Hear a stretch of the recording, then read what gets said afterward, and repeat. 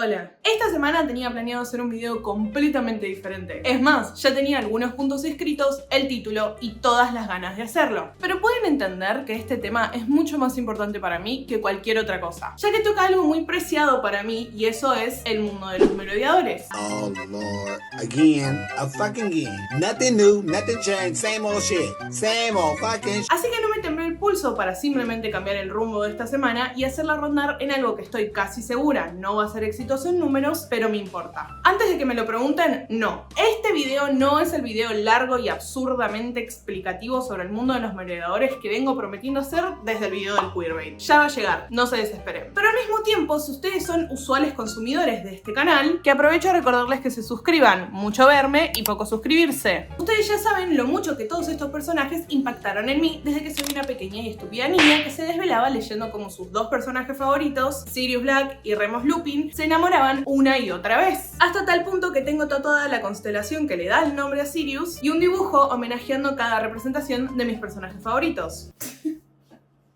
Me caigo. Entonces empecemos explicando la lectura obligatoria. ¿Qué es All the Young Dudes? Abreviado ATYD. No confundir con AYHTDWS. Eso es una canción de Taylor Swift. All the Young Dudes es un fanfic, es decir, un relato original creado por fans que utiliza personajes, escenarios o tramas de una obra original ya existente. Busca un laburito, probá con laburar. All the Young Dudes fue publicado en la Biblioteca de Alejandría del siglo XXI, Archive of Our Own, o AO3, entre los años 2017 y 2018. Y cuenta con más de 500.000 de palabras. Sí, así como escuchaste. Hagamos un punto en eso. All the Young Dudes cuenta con exactamente 526.969 palabras. Es decir, este fanfic solo es más largo que toda la trilogía original de los Juegos del Hambre, la saga entera de Divergente o la saga entera de La Selección. Dos All the Young Dudes equivalen a toda la saga entera de 7 libros de Harry Potter. ¿Pero por qué es tan importante que tan largo sea? Bueno, principalmente porque es demencial pensar que una fan estuvo tanto tiempo escribiendo este fanfic, aunque no es el fanfic más largo de Harry Potter, o en general. Y en un segundo lugar, que sea tan largo me ayuda a traer a la mesa un factor muy importante de All the Young Dudes. Y eso es que cae dentro de la categoría Canon Compliant. Es decir, esta historia, pese a estar escrita por una fan, Miss Kingbing89, más conocida en su tiempo libre como Taylor Swift, se alinea dentro del mundo de Harry Potter previamente creado por la hater número 1 de las personas trans, J.K. Rowling. ¡Es trans! ¡Es trans! Es trans.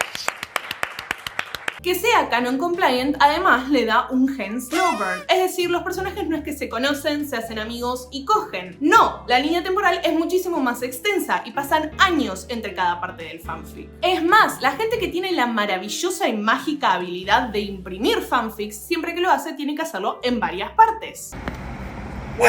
La aparición de All the Young Dudes generó un quiebre dentro del fandom de Harry Potter. Aunque el fanfic fue concebido como canon compliant, su impacto fue tan profundo que terminó dando origen a una nueva rama del fandom, que, paradójicamente, empezó a moverse con independencia del canon original. La construcción emocional de los personajes, especialmente de Remus y de Sirius, el nivel de detalle de sus vínculos y la forma en que amplía los vacíos de la historia original, generaron una versión sentida del universo que muchos fans adoptaron como referencia principal, incluso por encima del material original. Así que más que complementar el canon, All the Young Dudes sirvió como una especie de reinterpretación colectiva, un espacio donde las dinámicas, tonos y lecturas del mundo mágico evolucionaron por cuenta propia, consolidando una nueva identidad fandom que ya no depende de J.K. Rowling, sino de la comunidad que la reescribe. En parte, ese fenómeno también nace de un vacío muy concreto. Y eso es la absurda negativa de J.K. Rowling a desarrollar una precuela donde se explique más el mundo de los merodeadores. You had one hub. Por años, los fans de Harry Potter se dirigieron a J.K. Rowling rogándole que escriba una precuela sobre el mundo del papá de Harry Potter, ya que todo el potencial de esa época jamás había sido utilizado, y lo único que sabíamos era lo que Sirius de vez en cuando deliraba y los 3 o 4 flashbacks. El tema es que Joanne estaba muy ocupada peleando con gente trans en Twitter como para simplemente darle a los fans lo que querían. Su desinterés por explorar ese pasado dejó una zona del universo riquísima, prácticamente intacta, apenas insinuada en el canon. Ante esa ausencia no es que el fandom se quedó quieto, es más, todo lo contrario, utilizaron todos esos pequeños fragmentos, ya sea nombres, relaciones, momentos clave, y los expandió al punto de crear narrativas completas por cuenta propia. En ese contexto, All the Young Dudes no es que solo aparece como una historia más, no es un fanfic más, nace como la respuesta sólida y masiva ante esa falta. Es un intento colectivo de llenar los huecos que el canon decidió no explorar y de apropiarse activamente de un mundo que los fans ya sentían suyo, además de tener la seguridad de que J.K. Rowling no iba a ahondar en esa parte, lo que brindó mucha libertad al momento de interpretar muchas cosas, como por ejemplo la turbulenta relación entre Sirius Black y Remus Lupin que me da la vida. Pueden imaginarse entonces el horror que se formó en mi cara cuando mis ojos tuvieron la desgracia de leer un titular en Twitter que decía básicamente que Miss King 89 había vendido los derechos originales de All the Young Dudes para que lo publicaran tradicionalmente. Sí, bueno, digamos que bien, no me lo tomé. No. No,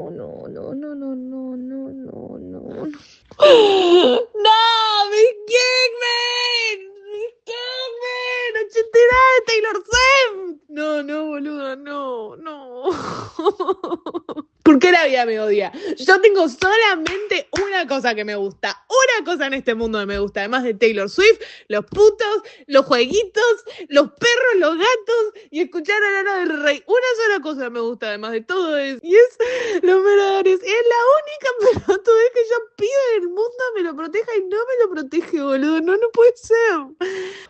Voy a tener que hacer un video de YouTube de esto, boludo. Acá quiero hacer un pequeño paréntesis, porque mientras editaba este video me di cuenta de que nunca expliqué qué significa vender los derechos de una obra. Imagínense esto. Nosotros escribimos la próxima gran historia de amor sáfica del 2026. La historia explota, se vuelve súper popular y de repente una gran empresa quiere hacer una película basada en eso. Ahora, no es que simplemente pueden hacerlo y listo. Existen leyes de propiedad intelectual, que básicamente protegen las creaciones originales, ya sean artísticas, literarias, científicas o técnicas, para que nadie venga y use una idea ajena como si fuera propia. Pero lo que sí existe es la posibilidad de vender total o parcialmente los derechos de esa obra, es decir, autorizar a una empresa a adaptarla a un formato en específico, por ejemplo, a una película. En ese caso, nosotras ya no seríamos dueñas de la película en sí, aunque normalmente seguiríamos recibiendo regalías por el uso de nuestra obra original. Miren, yo soy muy honesta con ustedes en este canal y ustedes saben que yo odio dos cosas. Uno, los hombres heterosexuales que te explican películas. Hombres, ¿por qué habláis? Y dos, las megacorporaciones que arruinan este mundo. Sí, por si no lo notaron, yo soy esa amiga que es demasiado wow. Pero el tema es que mi reacción no viene solo de mis alineamientos políticos progresistas. Mi rechazo no es generado por un sentimiento aniñado de no quiero que lo que más amo se vuelva mainstream. Viene de un lugar de adoración profunda y un temor que siempre tuve. Para comprender ese sentimiento deberíamos explayarnos un poco más sobre la historia de los fanfics en internet. Porque si fuéramos lógicos, los fanfics no deberían existir. Principalmente porque rompen absolutamente todas las leyes de protección sobre material intelectual. Piénsenlo así, si mañana nosotros nos propusiéramos el objetivo de escribir el mejor fanfic de Brandy y el señor Bigotes, necesitaríamos 1. Utilizar todos los personajes originales de la serie, 2. Utilizar la misma ambientación de la serie y 3. Aprovecharnos de los fans que generó la serie para ganar lectores. Es decir, deberíamos usar todo lo que le pertenece a nuestro gran amigo Walt Disney. Y por mucho que me gustaría decir que seguramente si le mando un mail me da los derechos porque Walt Disney es un copado, la realidad sería bastante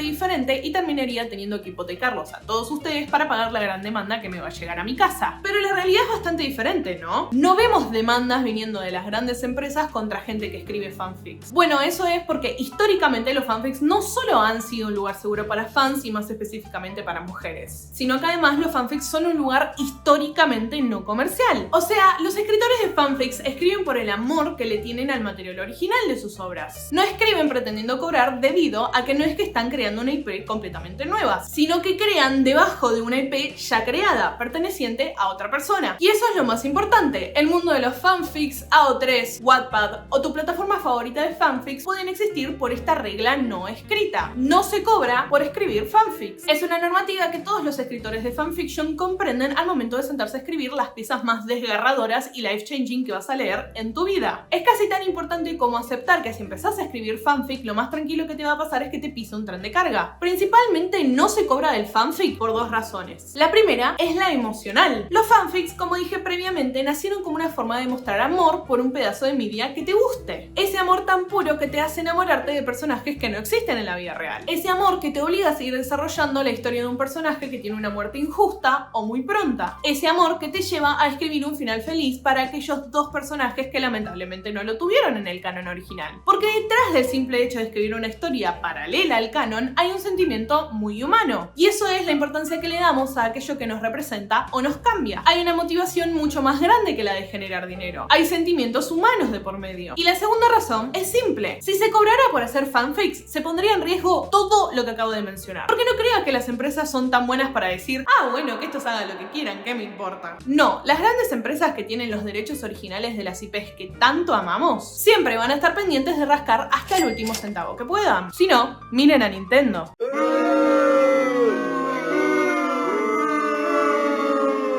Entonces imagínense lo que pasaría si JK o Warner pudieran legalmente bajar el pulgar y borrar toda pieza de arte digital en el internet que utilice la IP de Harry Potter. Bueno, que los fanfics empiecen a publicar de forma tradicional podría llegar a abrir esa puerta, porque la norma de no se cobra por fanfics se rompe y pone en peligro a todos.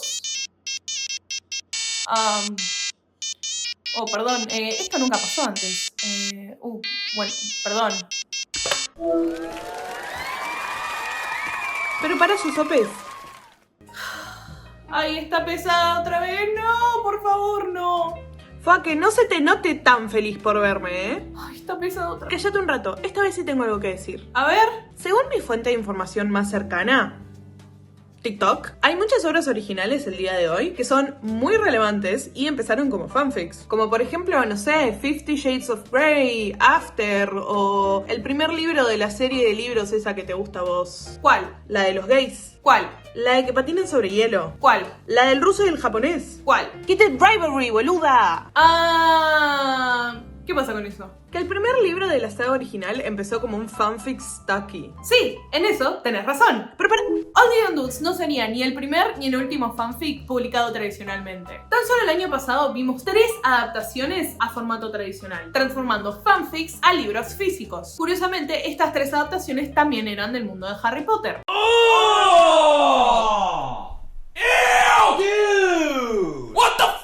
Pero acá hay una diferencia muy grande y una comparativa bastante comprensible. Un fanfic puede ser publicado de forma tradicional por la misma manera en la que las parodias pueden existir. Y eso es la alteración del contenido para generar nuevas IPs.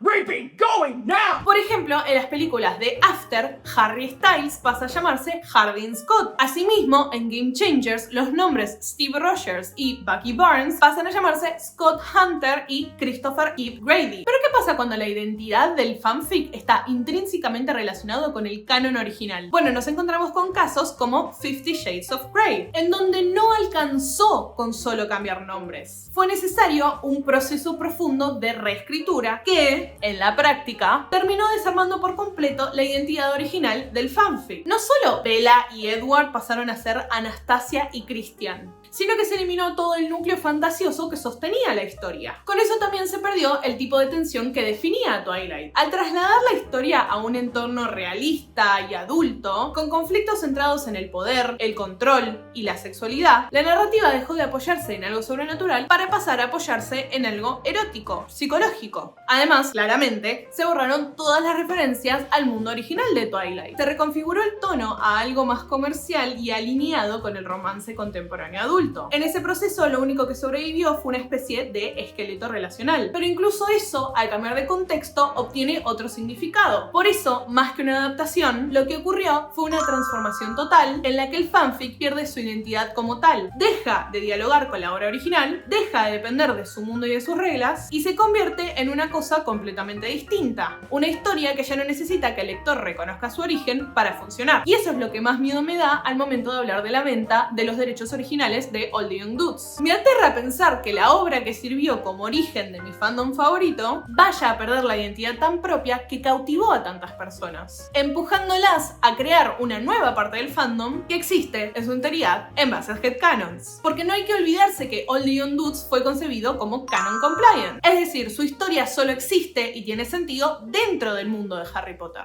respetando las reglas, la lógica y el mundo que ya estaba establecido. En el momento que esa historia pasa a una publicación tradicional, lo más probable es que atraviese un proceso de transformación, donde se la desarme por completo. O sea, le cambian el contexto, le eliminan todo lo que la ata al canon, y en el camino también gran parte de esa personalidad única que le hacía destacar desaparece. El resultado suele ser una versión mucho más genérica, adaptada al mercado, con estética de novela comercial. Sí, probablemente con esa típica portada ilustrada que está de moda. Oh my God, bro. Oh, hell no, man. What the fuck, man?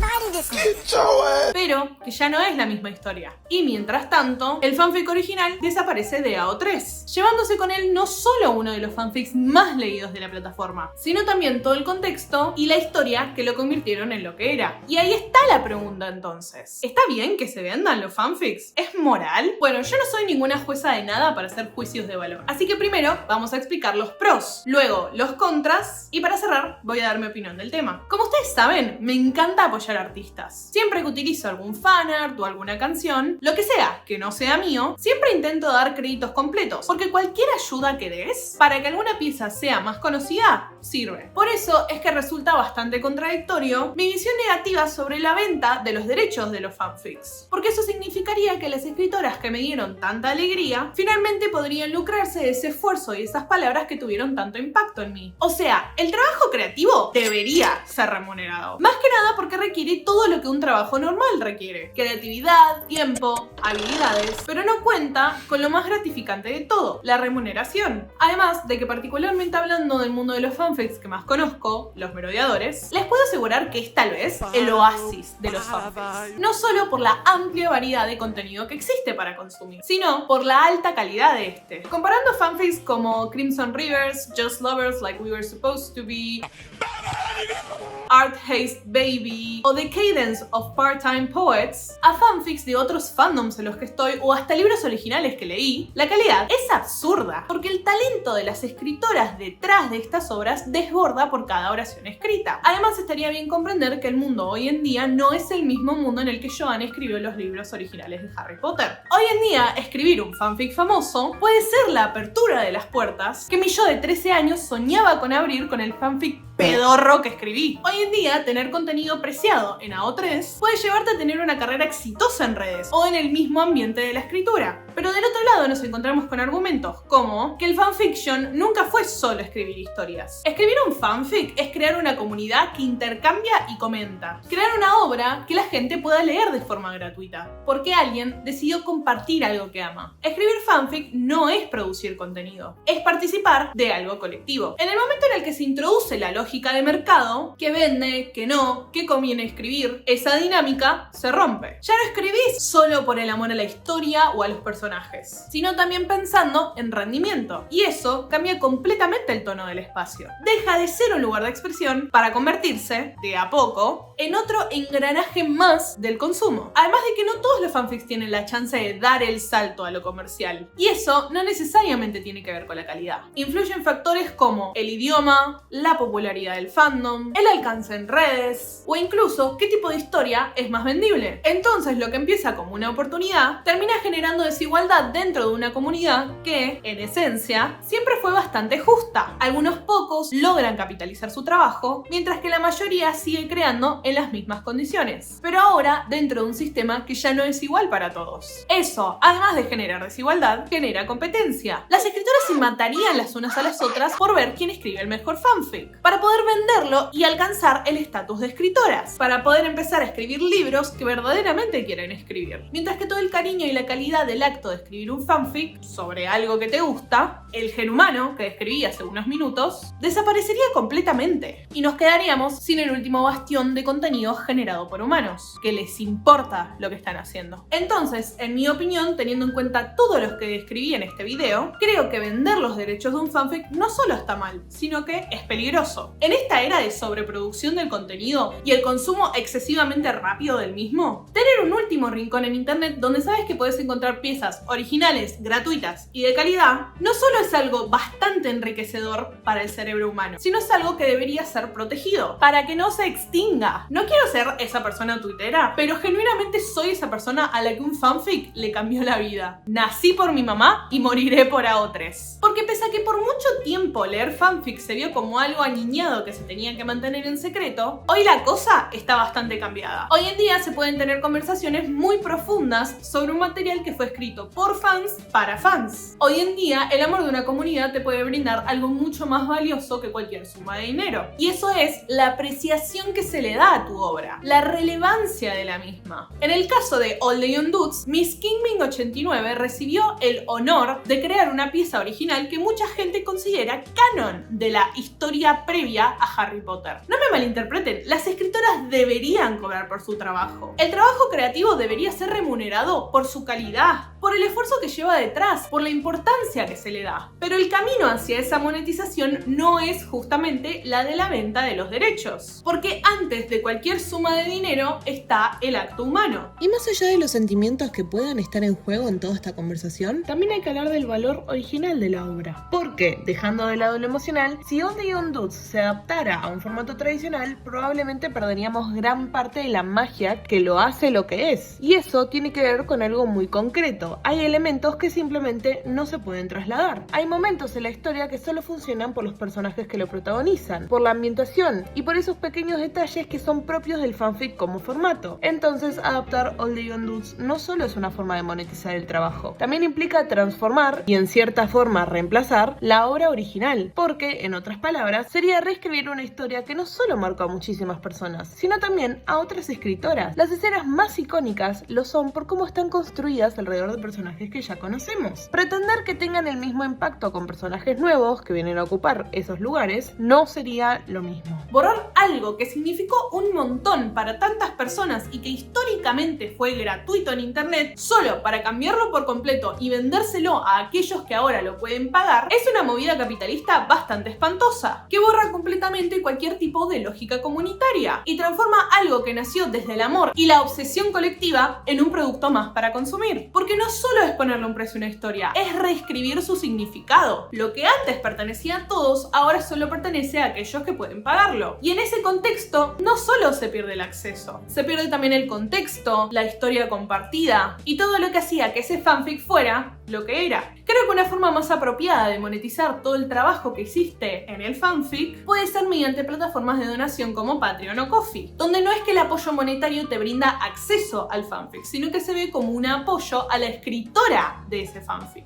Es por ese modo que A3 sigue en pie, es por las donaciones anuales que se piden. Además, las escritoras con todo el conocimiento que adquirieron escribiendo el fanfic pueden escribir IPs propias, ya que cuentan con una fanbase y una credibilidad online que hoy en día abre muchas puertas. O sea, no es que se van a encontrar con las puertas abiertas del mundo de la escritura, pero definitivamente va a ser mucho más fácil que si vinieran de la nada. Es por ese camino que la obra original se mantiene intacta, junto con el impacto que generó en la comunidad a la que pertenece. Se crean oportunidades para aquellos que las merecen y la gente puede seguir contando con su rincón gratuito y de alta calidad. Bueno, un video bastante intenso.